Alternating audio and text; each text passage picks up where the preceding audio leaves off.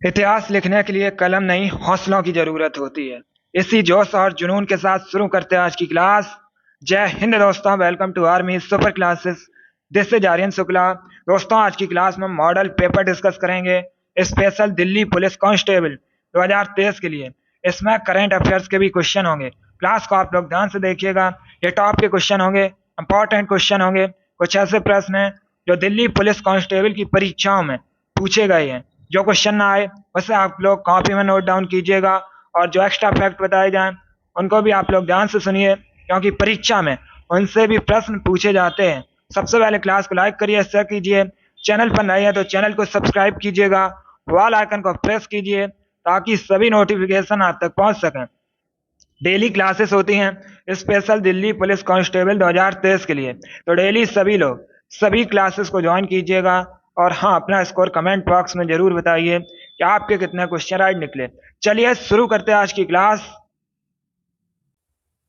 Question number first के लिए answer करिए। इंपॉर्टेंट प्रश्न है ये। क्वेश्चन आपकी परीक्षा में पूछा हुआ क्वेश्चन है, राजधानी संबंधित क्वेश्चन है। परीक्षाओं में एक क्वेश्चन राजधानी संबंधित पूछा जाता है। आपको बताना है जिम्बाब्वे की राजधानी क्या है।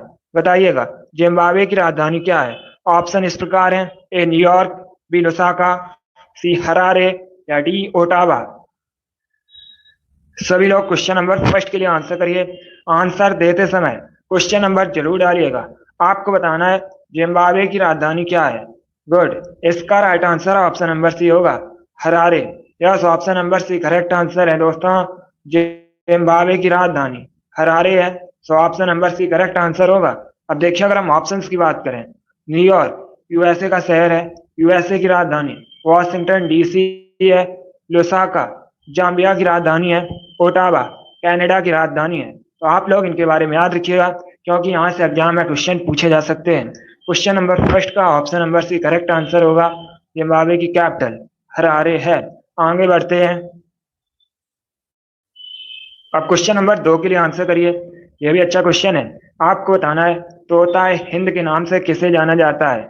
बताइएगा तोताए हिंद के नाम से किसको जाना जाता है। ऑप्शन दिए गए हैं। Option number A Sarojini Naidu, option number B Vijay Lakshmi Pandit, option number C Amir Khusro, या option number D Kabir Das. बताइए तोता हिंद के नाम से किसको जाना जाता है। जल्दी से आंसर करिए क्वेश्चन नंबर 2 के लिए। आंसर देते समय क्वेश्चन नंबर जरूर डालिएगा। दोस्तों, डेली क्लास होती हैं आपके एग्जाम के लिए, तो डेली आप लोग सभी क्लासेस को ज्वाइन कीजिएगा। गुड, बहुत अच्छे। देखिए, इसका right answer option number C होगा, अमीर खुसरो को। Yes, option number C correct answer है। अमीर खुसरो को तोता हिंद के नाम से जाना जाता है। Option number C correct answer होगा। अब देखिए, अगर हम ऑप्शंस की बात करें, सरोजिनी नायडू, इनको दोस्तों भारत की कोकिला कहा जाता है। ये क्वेश्चन परीक्षा में पूछा हुआ क्वेश्चन है कि भारत की कोकिला किसे कहा जाता है, तो याद रखिएगा सरोजिनी नायडू को। ऑप्शन नंबर बी की अगर हम बात करें, विजय लक्ष्मी पंडित, ये दोस्तों संयुक्त राष्ट्र महासभा की पहली महिला अध्यक्ष थी। आपसे प्रश्न पूछा जा सकता है कि संयुक्त राष्ट्र महासभा की पहली महिला अध्यक्ष कौन थी, तो याद रखिएगा विजय लक्ष्मी पंडित। अब अगर हम ऑप्शन नंबर डी की बात करें, कबीर दास, ये दोस्तों कवि और संत थे। तो चारों ऑप्शंस के बारे में याद रखिएगा। चारों ऑप्शंस आपके एग्जाम के लिए इंपॉर्टेंट हैं। आगे बढ़ते हैं। क्वेश्चन नंबर 3 के लिए आंसर करिए। क्वेश्चन है दोस्तों, कैलाश सत्यार्थी को किस क्षेत्र में नोबेल प्राइज मिला था। आपको बताना है कैलाश सत्यार्थी को किस क्षेत्र में नोबेल प्राइज मिला था। ए भौतिकी, बी अर्थशास्त्र, सी रसायन, या डी शांति। बताइएगा कैलाश सत्यार्थी को दोस्तों किस क्षेत्र में नोबेल प्राइज मिला था। गुड। डेली क्लास होती हैं स्पेशल आपकी परीक्षा के लिए, तो डेली आप लोग क्लास को ज्वाइन कीजिएगा। आंसर देते समय क्वेश्चन नंबर भी डालिए। बताइए कैलाश सत्यार्थी को किस क्षेत्र में नोबेल प्राइज मिला था। इसका राइट आंसर होगा ऑप्शन नंबर डी, शांति के क्षेत्र में। Yes, option number D correct answer है दोस्तों। कैलाश सत्यार्थी को शांति के क्षेत्र में नोबेल प्राइज मिला था, तो option number D correct answer. अब आपसे परीक्षा में एक प्रश्न और पूछा जा सकता है कि कैलाश सत्यार्थी क्षेत्र में नोबेल प्राइज कब मिला था, तो याद रखिएगा 2014 में। सन भी याद रखिए, एग्जाम में पूछ सकते हैं। क्वेश्चन नंबर 3 का option number D correct answer होगा। आगे बढ़ते हैं। अब क्वेश्चन नंबर 4 के लिए आंसर करिए। व्यवसाय से संबंधित प्रश्न है। परीक्षा में 1 से 2 क्वेश्चन व्यवसाय से संबंधित पूछे जाते हैं। वैसे ये जो प्रश्न है इंपॉर्टेंट है, कई परीक्षा में पूछा हुआ प्रश्न है, आपके भी एग्जाम में पूछा जा सकता है। आपको बताना है अंतर्राष्ट्रीय मानवाधिकार दिवस कब मनाया जाता है। बताइए, अंतर्राष्ट्रीय मानवाधिकार दिवस कब सेलिब्रेट किया जाता है। ऑप्शन पढ़ लीजिए ध्यान से, उसके बाद ही आंसर कीजिएगा। तो का मतलब आइए। गुड। आंसर सभी लोग दीजिए, राइट या रॉन्ग आप लोग आंसर करते रहिएगा। आपको बताना है अंतर्राष्ट्रीय मानवाधिकार दिवस कब मनाया जाता है। इसका right answer option number C होगा, 10 दिसंबर को। Yes, option number C correct answer है। प्रतिवर्ष 10 दिसंबर को अंतर्राष्ट्रीय मानवाधिकार दिवस मनाया जाता है। तो ऑप्शन नंबर सी आपका राइट आंसर होगा। आगे बढ़ते हैं। क्वेश्चन नंबर 5 के लिए आंसर करिए। क्वेश्चन है दोस्तों, प्रसिद्ध फारसी त्योहार नौरोज का प्रवर्तन किसने किया था। आपको बताना है नौरोज का प्रवर्तन किसने किया था। पहली बात तो आप लोग याद रखिएगा, नौरोज ये दोस्तों एक फारसी त्योहार है। बताइए इसका प्रवर्तन किसने किया था। ए अलाउद्दीन खिलजी, बी इल्तुतमिश, सी फिरोज तुगलक या डी बलबन। क्वेश्चन नंबर 5 के लिए आंसर करिए, इसकी संबंधित क्वेश्चन है। इसका right answer option number D होगा, Balban. Yes, option number D correct answer है दोस्तों, बलबन गुलाम वंश का शासक था। इसने प्रसिद्ध फारसी त्योहार नौरोज का प्रवर्तन किया था। तो ऑप्शन नंबर डी इस क्वेश्चन का राइट आंसर होगा। वेरी गुड, बहुत अच्छे। ये वाली क्लास डेली होती है, तो आप लोग डेली इस क्लास को ज्वाइन कीजिएगा। सभी इंपॉर्टेंट क्वेश्चन होंगे जो परीक्षा में क्वेश्चंस पूछे जाते हैं, उसी लेवल के क्वेश्चन होंगे दोस्तों। उससे 1-2 लेवल ज्यादा ही क्वेश्चन होंगे कठिन। अभी आंसर करिए क्वेश्चन नंबर 6 के लिए। चलिए सभी लोग आंसर करिएगा, ये भी इंपॉर्टेंट क्वेश्चन है। गुड। क्वेश्चन है दोस्तों, चेतक किसके घोड़े का नाम था। बताइएगा चेतक किसके घोड़े का नाम था। ऑप्शन पढ़ लीजिए, उसके बाद ही आंसर करिए, इंपॉर्टेंट क्वेश्चन है।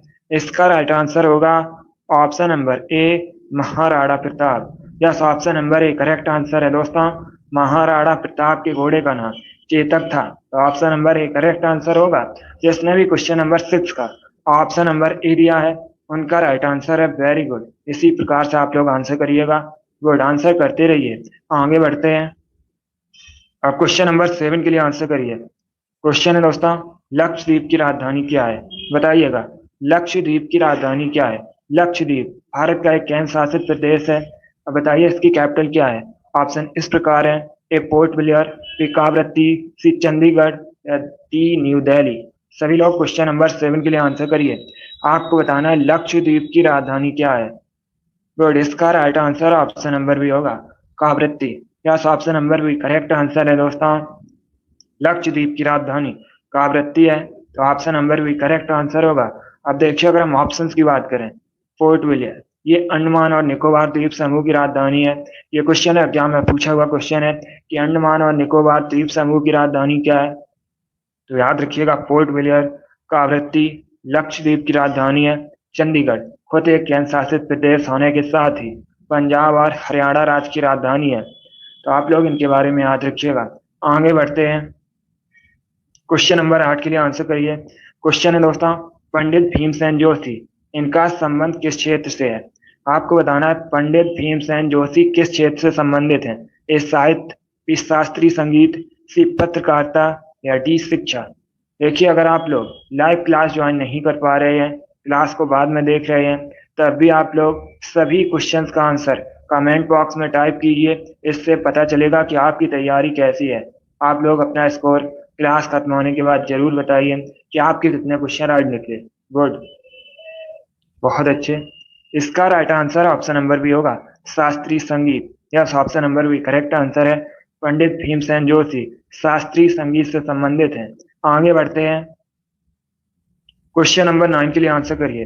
क्वेश्चन है दोस्तों, ईडन गार्डन क्रिकेट स्टेडियम कहाँ पर स्थित है। बताइए ईडन गार्डन क्रिकेट स्टेडियम कहाँ पर स्थित है। Option number A Kolkata, B Kanpur, C Dispur या डी मुंबई। क्वेश्चन नंबर 9 के लिए आंसर करिए। आपको बताना है ईडन गार्डन क्रिकेट स्टेडियम कहाँ पर है। इसका right answer option number A होगा, कोलकाता में। Yes, option number A correct answer है। पश्चिम बंगाल की राजधानी कोलकाता। यहाँ पर दोस्तों ईडन गार्डन क्रिकेट स्टेडियम स्थित है। तो option number A correct answer होगा। अब देखिए अगर हम ऑप्शंस की बात करें, कानपुर उत्तर प्रदेश का शहर है। यहाँ पर दोस्तों ग्रीन पार्क स्टेडियम स्थित है। और option number C Dispur Assam की राजधानी है। मुंबई में वानखेड़े स्टेडियम स्थित है। मुंबई महाराष्ट्र की राजधानी है। तो इनके बारे में याद रखिएगा। अगर आपसे पूछा जाए ईडन गार्डन क्रिकेट स्टेडियम कहाँ पर है, तो ये कोलकाता में स्थित है। ग्रीन पार्क स्टेडियम कानपुर में स्थित है। वानखेड़े क्रिकेट स्टेडियम मुंबई में स्थित है। आगे बढ़ते हैं, क्वेश्चन नंबर 10 के लिए आंसर करिए। हिस्ट्री संबंधित क्वेश्चन है, इंपॉर्टेंट क्वेश्चन है। आपको बताना है हर्यक वंश के संस्थापक कौन थे। बताइए दोस्तों, हर्यक वंश की स्थापना किसने की थी। ए बिंबिसार, बी सुनांग, सी महापद्मानंद या डी उपेंद्र। आपको बताना है हर्यक वंश के संस्थापक कौन थे। क्वेश्चन नंबर 10 के लिए आंसर करिए। इसका right answer option number A होगा Bimbisara. Yes, option number A correct answer है। बिंबिसार ने हर्यक वंश की स्थापना की थी। तो option number A correct answer होगा। आगे बढ़ते हैं, क्वेश्चन नंबर 11 के लिए आंसर करिए। क्वेश्चन है दोस्तों, शाहनामा किसकी कृति है। आपको बताना है शाहनामा किसकी कृति है। जिसने अभी क्लास को लाइक नहीं किया, लाइक करिए और इसे ज़्यादा से ज़्यादा शेयर कीजिएगा।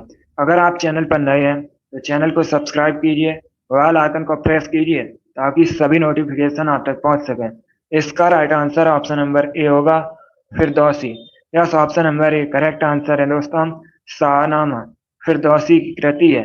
अब आगे बढ़ते हैं, क्वेश्चन नंबर 12 के लिए आंसर करिए। प्रश्न है दोस्तों, गोल गुम्बज कहाँ पर स्थित है। बताइए गोल गुम्बज कहाँ पर स्थित है। ए कोराट, बी पुरी, सी बीजापुर या डी हैदराबाद। आपको बताना है गोल गुम्बज कहाँ पर स्थित है। इसका right answer option number C होगा बीजापुर में। Yes, option number C correct answer है। कर्नाटक के बीजापुर में दोस्तों गोल गुम्बज स्थित है। तो ऑप्शन नंबर सी आपका राइट आंसर होगा। क्वेश्चन नंबर 13 के लिए आंसर करिए। यह भी हिस्ट्री संबंधित क्वेश्चन है, इंपॉर्टेंट प्रश्न है। कई परीक्षाओं में यह क्वेश्चन पूछा हुआ है। क्वेश्चन है दोस्तों, 1905 के बंगाल विभाजन के समय भारत का वायसराय कौन था। पहली बात तो आप लोग याद रखिएगा, इस प्रकार से भी क्वेश्चन आपसे पूछा जा सकता है कि बंगाल विभाजन कब हुआ था। तो ये हुआ था दोस्तों 1905, 1905 में। अब बताइए उस समय भारत का वायसराय कौन था। A Lord Curzon, B Lord Dufferin, C Lord Minto या डी लॉर्ड माउंटबेटन। गुड, आपको बताना है 1905 में जब बंगाल का विभाजन हुआ था उस समय भारत का वायसराय कौन था। Right answer option number A होगा Lord Curzon. Yes, option number A correct answer होगा। आगे बढ़ते हैं, क्वेश्चन नंबर 14 के लिए आंसर करिए। इंपॉर्टेंट क्वेश्चन है। क्वेश्चन है दोस्तों, स्वामी महावीर की माता कौन थी। आपको बताना है स्वामी महावीर की माता का नाम क्या था। बताइए क्वेश्चन नंबर 14 के लिए आंसर। वेरी गुड, स्पेशल आपके एग्जाम के लिए क्लास होती है, आप लोग डेली लाइव क्लास ज्वाइन कीजिएगा।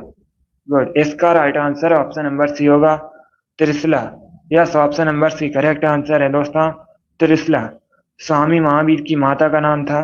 Option number C correct answer होगा। आगे बढ़ते हैं, क्वेश्चन नंबर 15 के लिए आंसर करिए। क्वेश्चन है, कोटा किस नदी के किनारे स्थित है। बताइए कोटा किस नदी के किनारे स्थित है। पहली बात तो आप लोग याद रखिएगा, कोटा दोस्तों राजस्थान का शहर है। अब आपको बताना है किस नदी के किनारे स्थित है। A Brahmaputra, B Ganga, C Gomti या डी चंबल। गुड, इसका right answer option number D होगा Chambal. Yes, option number D correct answer है। कोटा चंबल नदी के किनारे स्थित है। क्वेश्चन नंबर 16 के लिए आंसर करिए। क्वेश्चन है दोस्तों, भारतीय पुनर्जागरण का जनक किसे कहा जाता है। बताइए भारतीय पुनर्जागरण का जनक किसे कहा जाता है। ए स्वामी विवेकानंद, बी बाल गंगाधर तिलक, सी राजा राम मोहन राय या डी सुरेंद्र नाथ बनर्जी। गुड, बहुत अच्छे। इसका right answer option number C होगा राजा राम मोहन राय को। Yes, option number C correct answer है। राजा राम मोहन राय को भारतीय पुनर्जागरण का जनक कहते हैं। तो option number C correct answer होगा। अब देखिए अगर हम राजा राम मोहन राय की बात करें, इन्होंने दोस्तों 1828 में कोलकाता में ब्रह्म समाज की स्थापना की थी। आपसे एग्जाम में क्वेश्चन पूछा जाता है ब्रह्म समाज के संस्थापक कौन है। तो याद रखिएगा राजा राम मोहन राय। एक प्रश्न पूछा जाता है, ब्रह्म समाज की स्थापना कब हुई थी? तो ये हुई थी दोस्तों 1828 में। कहाँ पर हुई थी? कोलकाता में। आगे बढ़ते हैं। क्वेश्चन नंबर 17 के लिए आंसर करिए। क्वेश्चन है, विश्व उपभोक्ता अधिकार दिवस कब मनाया जाता है? आपको बताना है विश्व उपभोक्ता अधिकार दिवस कब मनाया जाता है। क्वेश्चन नंबर 17 के लिए आंसर करिए। अगर आपसे प्रश्न पूछा जाए कि भारत में राष्ट्रीय उपभोक्ता अधिकार दिवस कब मनाया जाता है, तो याद रखिएगा 24 दिसंबर को। यस दोस्तों, प्रतिवर्ष 24 दिसंबर को भारत में राष्ट्रीय उपभोक्ता अधिकार दिवस मनाया जाता है। लेकिन यहाँ पर आपसे पूछा गया है विश्व उपभोक्ता अधिकार दिवस कब मनाया जाता है, इसके लिए आंसर करिएगा। बहुत अच्छे। इसका राइट आंसर होगा ऑप्शन नंबर ए, 15 मार्च को। Yes, option number A correct answer है। प्रतिवर्ष 15 मार्च को विश्व उपभोक्ता अधिकार दिवस मनाया जाता है। तो option number A correct answer होगा। आगे बढ़ते हैं। क्वेश्चन नंबर 18 के लिए आंसर करिए। क्वेश्चन है दोस्तों, विश्व मौसम विज्ञान संघ का हेडक्वार्टर कहाँ पर स्थित है? बताइए, विश्व मौसम विज्ञान संघ का मुख्यालय कहाँ पर स्थित है? A Geneva, B Hague, C Dubai या डी पर्थ? बहुत अच्छे। इसका right answer option number A होगा, Geneva. Yes, option number A correct answer है। स्विट्जरलैंड के जेनेवा में विश्व मौसम विज्ञान संघ का हेडक्वार्टर मुख्यालय स्थित है। Option number A correct answer होगा। आगे बढ़ते हैं। क्वेश्चन नंबर 19 के लिए आंसर करिए। क्वेश्चन है दोस्तों, 5 नदियों की भूमि के नाम से भारत में किसको जाना जाता है? आपको बताना है 5 नदियों की भूमि के नाम से किसको जाना जाता है? ए पंजाब, बी बंगलुरु, सी मुंबई या डी केरल? जल्दी से आंसर करिए क्वेश्चन नंबर 19 के लिए। बताइएगा, 5 नदियों की भूमि के नाम से किसको जाना जाता है? इसका right answer option number A होगा, पंजाब को। Yes, option number A correct answer है। पंजाब को 5 नदियों की भूमि कहा जाता है। अब अगर हम ऑप्शंस की बात करें, बेंगलुरु को भारत में इलेक्ट्रॉनिक सिटी बोला जाता है। मुंबई को भारत में 7 टापुओं के शहर के नाम से जाना जाता है। और केरल को दोस्तों भारत में मसालों का बगीचा कहा जाता है। तो इनके बारे में याद रखिएगा। ये चारों ऑप्शंस आपके एग्जाम के लिए इंपॉर्टेंट हैं। आगे बढ़ते हैं। क्वेश्चन नंबर 20 के लिए आंसर करिए। कंप्यूटर से संबंधित प्रश्न है। प्रश्न है दोस्तों, कंप्यूटर की भौतिक बनावट कहलाती है। आपको बताना है जो कंप्यूटर की भौतिक बनावट होती है उसे क्या कहा जाता है? कंप्यूटर का आविष्कार चार्ल्स बेबेज ने किया था, इसीलिए चार्ल्स बेबेज को कंप्यूटर का जनक कहा जाता है। अब देखिए इसका राइट आंसर क्या होगा। Correct answer option number A होगा, hardware. Yes, option number A correct answer है। कंप्यूटर की भौतिक बनावट हार्डवेयर कहलाती है। आगे बढ़ते हैं। क्वेश्चन नंबर 21 के लिए आंसर करिए। क्वेश्चन है दोस्तों, हिस्ट्री संबंधित। रजिया सुल्तान किसकी बेटी थी? बताइएगा, रजिया सुल्तान किसकी बेटी थी? अगर आपसे पूछा जाए दिल्ली सल्तनत पर या दिल्ली सल्तनत की पहली महिला शासका कौन थी, तो याद रखिएगा रजिया सुल्तान। ये दोस्तों दिल्ली सल्तनत की पहली महिला शासका थी। अब आप लोग बताइएगा ये किसकी बेटी थी? Good. Right answer option number A होगा, इल्तुतमिश की। Yes, option number A correct answer होगा। आगे बढ़ते हैं। क्वेश्चन नंबर 22 के लिए आंसर करिए। यह भी हिस्ट्री संबंधित प्रश्न है। आपको बताना है लाख बख्श की उपाधि किस शासक को दी गई थी? बताइएगा, लाख बख्श की उपाधि किस शासक को दी गई थी? A Iltutmish, B Balban, C Razia Sultan या D Qutbuddin Aibak? Question number 22 के लिए आंसर करिएगा। बहुत अच्छे। आपको बताना है लाख बख्श की उपाधि किसे दी गई थी? Good, very good.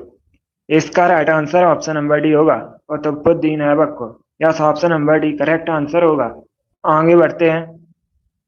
Question number 23 के लिए आंसर करिए। क्वेश्चन है दोस्तों, महात्मा गांधी के राजनीतिक गुरु कौन थे? बताइए, महात्मा गांधी के राजनीतिक गुरु कौन थे? बहुत अच्छे, गुड। आंसर जल्दी से दीजिए क्वेश्चन नंबर 23 के लिए। आपको बताना है महात्मा गांधी के राजनीतिक गुरु कौन थे? इसका राइट आंसर होगा option number B, Gopal Krishna Gokhale. Yes, option number B correct answer होगा, गोपाल कृष्ण गोखले महात्मा गांधी के राजनीतिक गुरु थे। आगे बढ़ते हैं। क्वेश्चन नंबर 24 के लिए आंसर करिए। क्वेश्चन है दोस्तों, राजस्थान का गौरव किसे कहा जाता है? ये चार ऑप्शन दिए गए हैं। ऑप्शन इस प्रकार है, ए चित्तौड़गढ़, बी जयपुर, सी उदयपुर या डी अजमेर। अब बताइए इसमें से किसको राजस्थान का गौरव कहते हैं? गुड।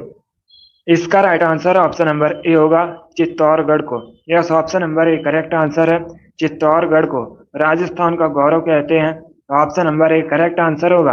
अब देखिए, अगर हम ऑप्शंस की बात करें, जयपुर राजस्थान की राजधानी है। जयपुर को भारत में पिंक सिटी के नाम से जाना जाता है।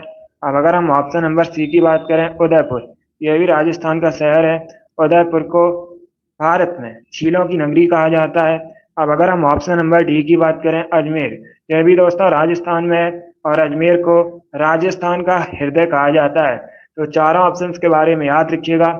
चारों ऑप्शंस आपके एग्जाम के लिए इंपॉर्टेंट हैं। आगे बढ़ते हैं।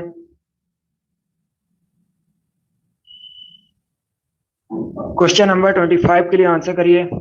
प्रश्न है दोस्तों, मिजोरम की राजधानी बतानी है आपको। बताइए मिजोरम की राजधानी क्या है?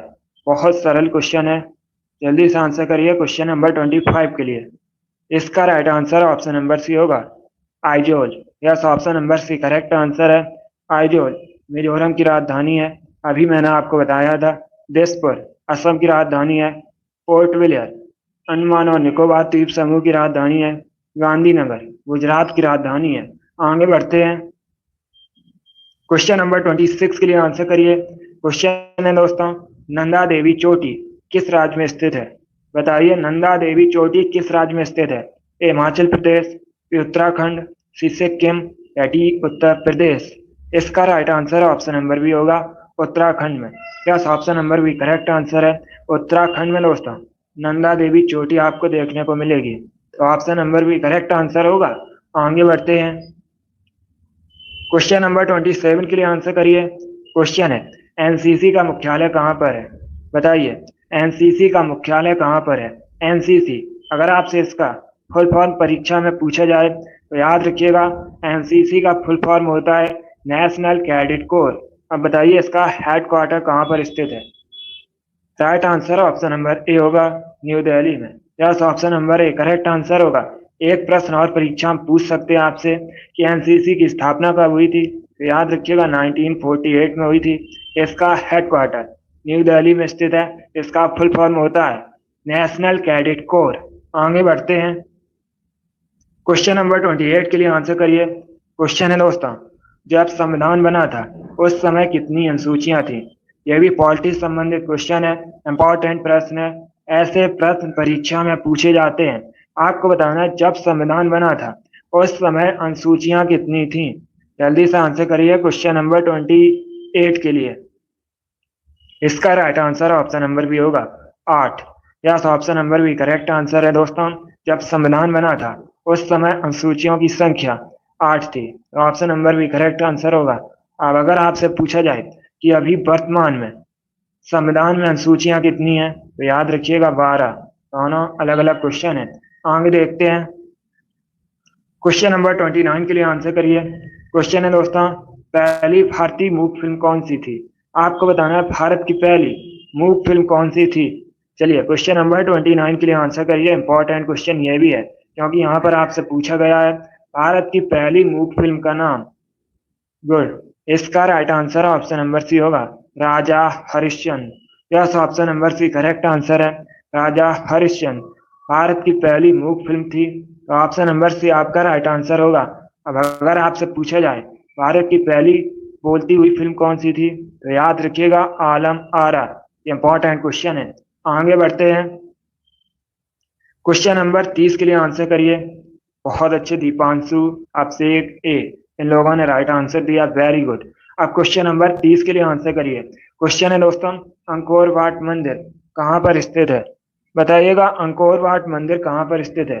ये दोस्तों हिंदू धर्म से संबंधित मंदिर है। अब बताइए ये कहाँ पर स्थित है? A Thailand, B Malaysia, C Cambodia या डी म्यांमार। क्वेश्चन नंबर 30 के लिए आंसर करिएगा। आपको बताना है अंकोर वाट मंदिर कहाँ पर स्थित है।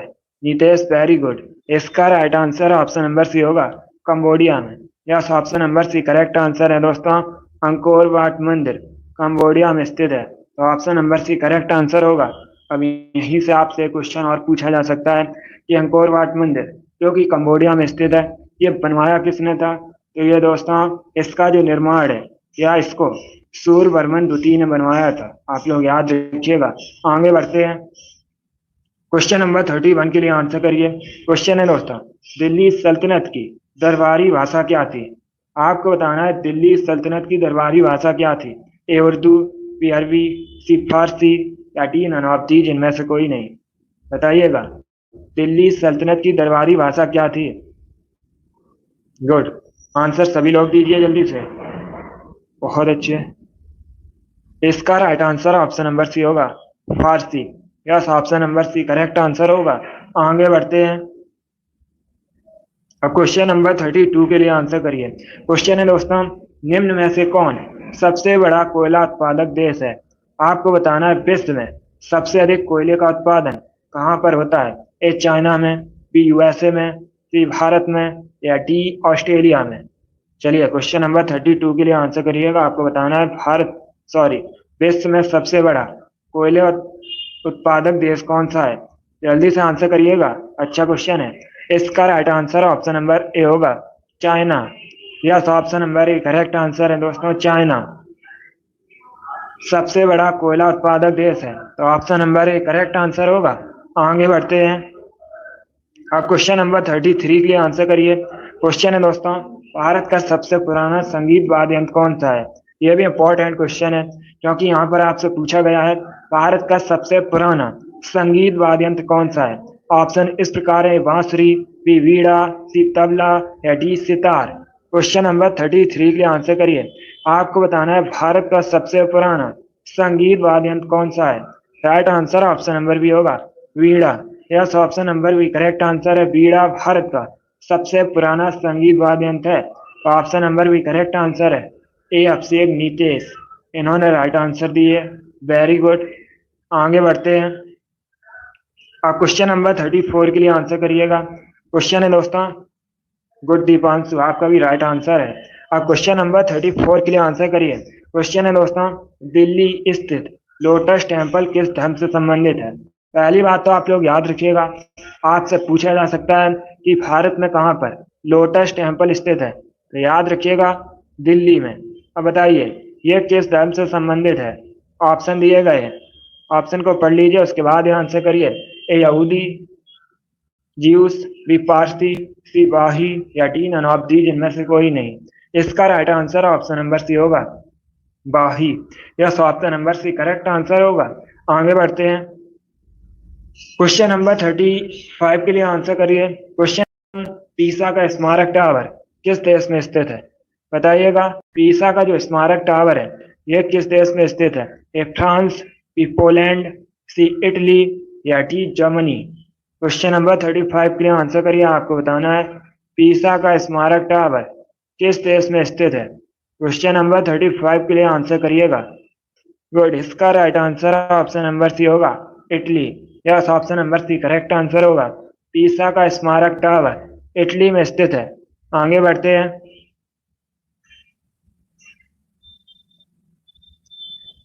क्वेश्चन नंबर 36 के लिए आंसर करिए। यह भी हिस्ट्री संबंधित क्वेश्चन है। आपको बताना है मराठा साम्राज्य में संभाजी कौन थे। बताइएगा, संभाजी मराठा साम्राज्य में कौन थे। ऑप्शन नंबर ए शिवाजी के भाई, ऑप्शन नंबर बी शिवाजी के दामाद, ऑप्शन नंबर सी शिवाजी के पुत्र या ऑप्शन नंबर डी शिवाजी के सेना प्रमुख। बताइएगा, मराठा साम्राज्य में संभाजी कौन थे। बहुत अच्छे। इसका right answer option number C होगा, शिवाजी के पुत्र। Yes, option number C correct answer है दोस्तों। मराठा साम्राज्य में संभाजी ये शिवाजी के पुत्र थे, तो option number C correct answer होगा। आगे बढ़ते हैं। क्वेश्चन नंबर 37 के लिए आंसर करिए। क्वेश्चन है दोस्तों, भारत में किसान दिवस कब मनाया जाता है। आपको बताना है किसान दिवस भारत में कब मनाया जाता है। आंसर करिए क्वेश्चन नंबर 37 के लिए। बहुत अच्छे। इसका राइट आंसर होगा ऑप्शन नंबर ए 23 दिसंबर को। Yes, option number A correct answer है। प्रतिवर्ष 23 दिसंबर को भारत में किसान दिवस मनाया जाता है? तो option number A correct answer होगा। आगे बढ़ते हैं। क्वेश्चन नंबर 38 के लिए आंसर करिए। क्वेश्चन है दोस्तों, टॉर्च में किस दर्पण का प्रयोग किया जाता है? ये भी अच्छा क्वेश्चन है। बताइए, टॉर्च में किस दर्पण का प्रयोग किया जाता है? ए अवतल दर्पण, बी समतल दर्पण, सी उत्तल दर्पण, या डी नन ऑफ दीज इनमें से कोई नहीं। गुड। इसका right answer option number A होगा, अवतल दर्पण का। Yes, option number A correct answer है। इस बार सभी ने राइट आंसर दिया। आप लोग याद रखिएगा, टॉर्च में अवतल दर्पण का प्रयोग होता है। आगे बढ़ते हैं। क्वेश्चन नंबर 39 के लिए आंसर करिए। प्रश्न है दोस्तों, चंपारण आंदोलन कब प्रारंभ हुआ था? आपको बताना है चंपारण आंदोलन कब प्रारंभ हुआ था। जल्दी से आंसर करिए क्वेश्चन नंबर 39 के लिए। यह भी हिस्ट्री संबंधित क्वेश्चन है। इसका राइट आंसर ऑप्शन नंबर भी होगा 1917 में। यस, ऑप्शन नंबर भी करेक्ट आंसर है। 1917 में चंपारण आंदोलन शुरू हुआ था। ऑप्शन नंबर भी आपका राइट आंसर होगा। आगे बढ़ते हैं। क्वेश्चन नंबर 40 के लिए आंसर करिएगा। यह भी क्वेश्चन आपकी परीक्षा में पूछा हुआ क्वेश्चन है। आपको बताना है लोकटक लेक, लोकटक झील कहाँ पर स्थित है? ए तेलंगाना, बी मणिपुर, सी उत्तर प्रदेश, या डी गुजरात में। बताइए, लोकटक झील कहाँ पर स्थित है? इसका राइट आंसर ऑप्शन नंबर भी होगा मणिपुर में। यस, ऑप्शन नंबर भी करेक्ट आंसर है दोस्तों। लोकटक झील मणिपुर में स्थित है। आगे बढ़ते हैं। क्वेश्चन नंबर 41 के लिए आंसर करिए। क्वेश्चन है दोस्तों, शक संवत का पहला महीना कौन सा होता है? आपको बताना है शक संवत का पहला महीना कौन सा होता है? ए वैशाख, बी फाल्गुन, सी चैत्र, या डी नन ऑफ दीज इनमें से कोई नहीं। बहुत अच्छे, गुड। इसका right answer option number C होगा Chaitra. Yes, option number C correct answer है दोस्तों। शक संवत का पहला महीना चैत्र होता है। तो ऑप्शन नंबर सी आपका राइट आंसर होगा। अब अगर आपसे पूछा जाए शक संवत का अंतिम महीना कौन सा होता है, तो याद रखिएगा फाल्गुन। दोनों इंपॉर्टेंट क्वेश्चन है। आगे बढ़ते हैं। क्वेश्चन नंबर 42 के लिए आंसर करिए। आज की क्लास में 50 क्वेश्चन डिस्कस करेंगे। अभी क्वेश्चन नंबर 42 के लिए आंसर करिएगा। आपको बताना है महात्मा गांधी ने किस गोलमेज सम्मेलन में भाग लिया था? बताइएगा, महात्मा गांधी ने किस गोलमेज सम्मेलन में भाग लिया था? ए प्रथम, बी द्वितीय, सी तृतीय, या डी इनमें से कोई नहीं। ये देखिए, इसका आंसर आप लोग क्लास खत्म होने के बाद कमेंट बॉक्स में दीजिएगा। ये आपका क्वेश्चन होमवर्क के लिए है, तो आप लोग क्लास खत्म होने के बाद कमेंट बॉक्स में क्वेश्चन नंबर डालिएगा 42, उसके बाद इसका आंसर दीजिएगा। आगे बढ़ते हैं। अब क्वेश्चन नंबर 43 के लिए आंसर करिए। क्वेश्चन है दोस्तों, भारत के पहले उप प्रधानमंत्री कौन थे? अच्छा क्वेश्चन है, बताइएगा भारत के पहले उप प्रधानमंत्री कौन थे? बहुत अच्छे। इसका right answer option number A होगा सरदार वल्लभ भाई Patel. Yes, option number A correct answer है दोस्तों। सरदार वल्लभ भाई पटेल भारत के पहले उप प्रधानमंत्री थे। तो option number A correct answer होगा। अब देखिए, अगर हम सरदार वल्लभ भाई पटेल की बात करें, ये दोस्तों भारत के पहले गृह मंत्री भी थे। आप लोग याद रखिएगा, इन्होंने बारदौली सत्याग्रह का नेतृत्व किया था। आपसे एग्जाम में पूछा जाता है कि बारदौली सत्याग्रह का नेतृत्व किसने किया था? तो याद रखिएगा सरदार वल्लभ भाई पटेल ने।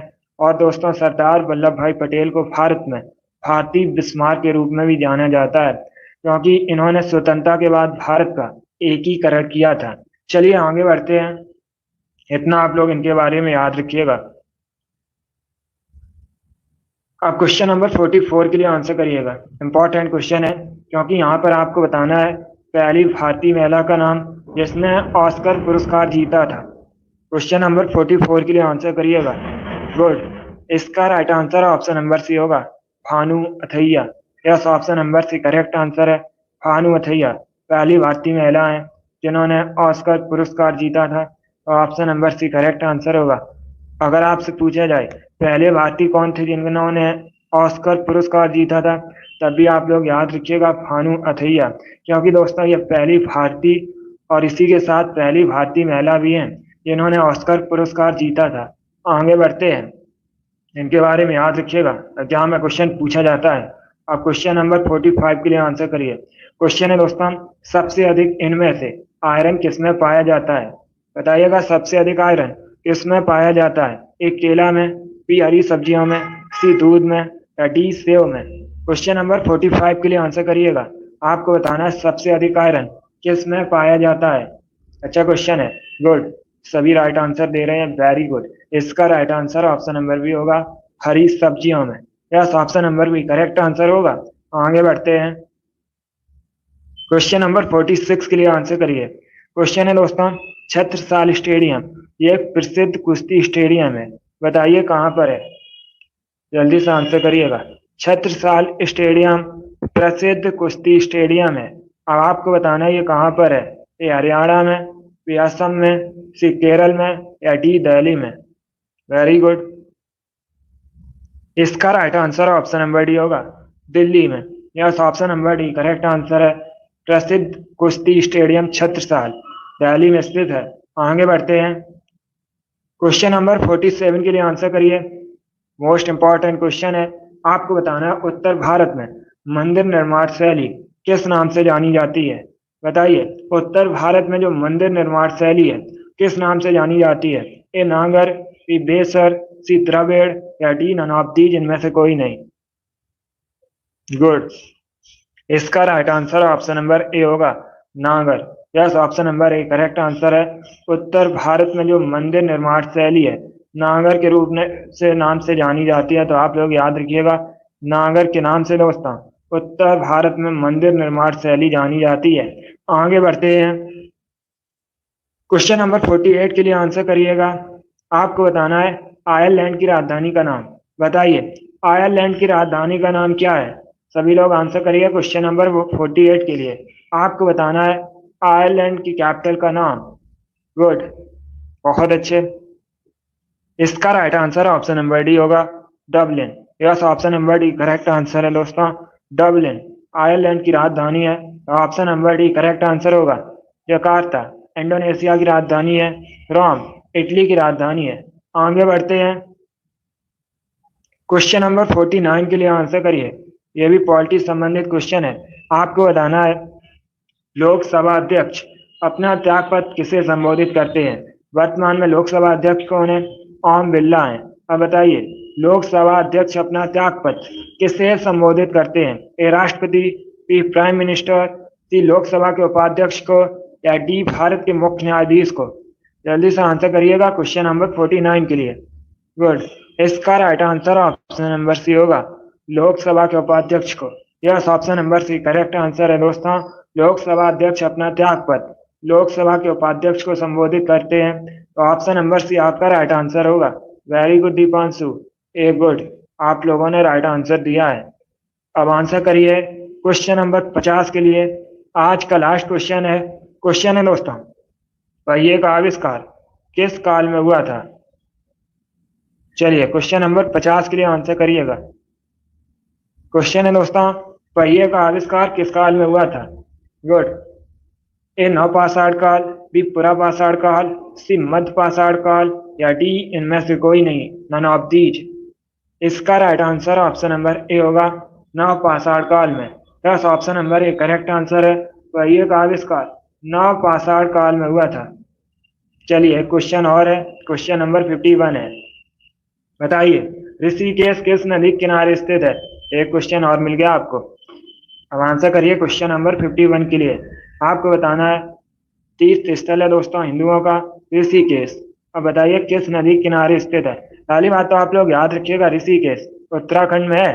बताइए, यमुना, गंगा, गोदावरी, नर्मदा, किस नदी किनारे ऋषिकेश स्थित है? ऑप्शन नंबर बी होगा, Ganga. Yes, option number B correct answer होगा। गुड, सभी ने राइट आंसर दिया, बहुत अच्छे दोस्तों। यस, गंगा करेक्ट आंसर होगा। चलिए दोस्तों, आज की क्लास में हमने जीके का प्रैक्टिस सेट सॉल्व किया, जिसमें आपके 50 क्वेश्चन थे। आई होप आपको ये क्वेश्चन पसंद आए होंगे। सो क्लास को लाइक करिए, शेयर करिए। चैनल पर नए हैं तो चैनल को सब्सक्राइब कीजिए, बेल आइकन को प्रेस कीजिए, ताकि सभी नोटिफिकेशन आप तक पहुंच सकें। डेली आपकी क्लासेस होती हैं स्पेशल आपके एग्जाम के लिए, तो डेली आप लोग सभी क्लासेस को ज्वाइन कीजिएगा। चलिए, इसी के साथ मैं आपको मिलूंगा अगली क्लास में। Thank you guys, thank you for watching. God bless you all.